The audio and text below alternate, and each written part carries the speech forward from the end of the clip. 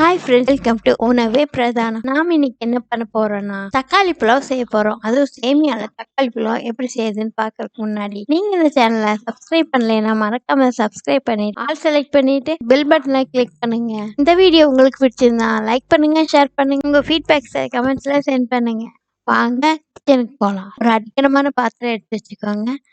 அதில் 1.5 கப்பு சேமியா எடுத்து ரோஸ்ட் பண்ணுறேன். ட்ரை ரோஸ்ட் தான் பண்ண போகிறேன். நல்லா வறுத்து எடுத்துக்கோங்க. நான் பாய சேமியாலாம் செஞ்சுருக்கேன். சாதா சேமியாலாம் செய்யலாம்னு நினைக்கிறேன். நீங்கள் செஞ்சு பார்த்தீங்கன்னா எங்களுக்கு கமெண்ட்ஸ்லாம் அனுப்பிவிடுங்க. நல்லா வறுத்து பாருங்கள். இந்த கலர் வந்ததும் ஆஃப் பண்ணிவிட்டு வேறு பிளேட்டில் எடுத்து வச்சுக்கோங்க. எடுத்து வச்சுட்டு வேற ஒரு பாத்திரத்தில் தண்ணி ஊற்றி வச்சுக்கோங்க. இப்போ தண்ணி ஒரு 1.5 சோம்பு பக்கமாக ஊற்றி வச்சுக்கோங்க. தண்ணியில் அந்த வறுத்து வச்ச சேமியாவை போடுறேன். தண்ணி நல்லா கொதிக்கும்போது போடுங்க. நான் போடுறேன். சேமியாவை போட்டுட்டு அது கூட சால்ட்டு தேவையான அளவு 1 ஸ்பூன் சால்ட்டு போட்டுக்கிறேன். அது கூட ஆயில், சேமியா ஒன்று ஒட்டாமல் வரக்காக கொஞ்சம் ஆயில் ஆட் பண்ணிக்கிறேன். நல்லா கலக்கி விட்டுக்கிறேன். சேமியா கெட்டியாக அடியில் நின்ற போகுது. அதனால் மிக்ஸ் பண்ணி விட்டுட்டு ஒரு தட்டம் போட்டு க்ளோஸ் பண்ணி வச்சிடலாம். ஒரு 5 மினிட்ஸ் வெந்த போதும் ஓப்பன் பண்ணி நல்லா எடுத்து நசுக்கி பாருங்கள். நல்லா வெந்துருச்சு சேமியா.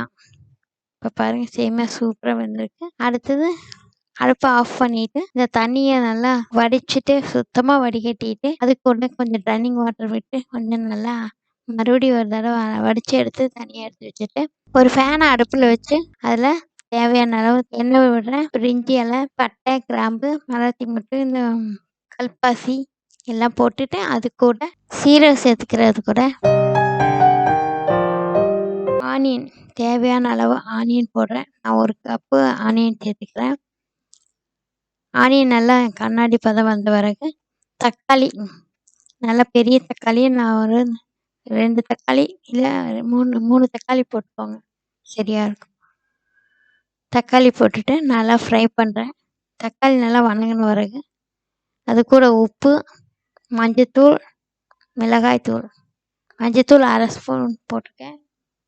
மிளகாய்த்தூள் 1 டீஸ்பூன் போட்டிருக்கேன். சால்ட்டு இதுக்கு தேவையான அளவு போட்டுக்கோங்க. நல்லா ஃப்ரை பண்ணணும். நல்லா அது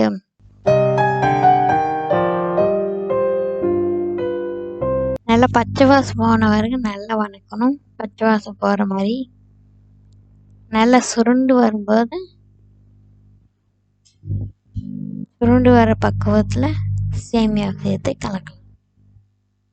நல்லா கெட்டியாக வர வரைக்கும் ஃப்ரை பண்ணுங்கள். நல்லா ஃப்ரை பண்ணி எடுத்தோன்னா தண்ணியெல்லாம் வடிச்சிட்டு எடுத்து வச்சுருக்க சேமியாவை எடுத்து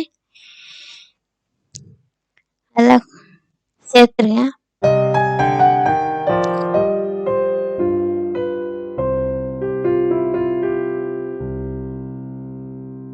சேர்த்துட்டு நல்லா மிக்ஸ் பண்ணுங்கள். பாருங்கள், நல்லா மிக்ஸ் பண்ணுற பாருங்கள். இப்படி கொஞ்சம் கொஞ்சமாக மிக்ஸ் பண்ணுங்கள்.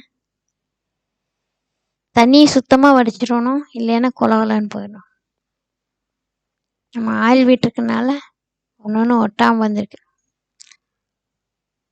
நல்லா மிக்ஸ் பண்ணிவிட்டு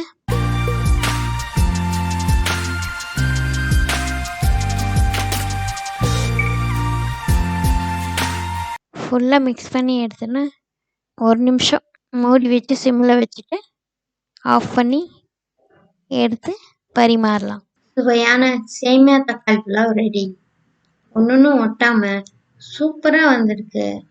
சாப்பிட்றதுக்கு சூப்பராக இருக்குங்க. இந்த மாதிரி செஞ்சு பாருங்கள். ஃபீட்பேக்கை கமெண்ட்ஸில் சென்ட் பண்ணுங்கள். சுவையான சேமியா தக்காளி புலாவ் ரெடி.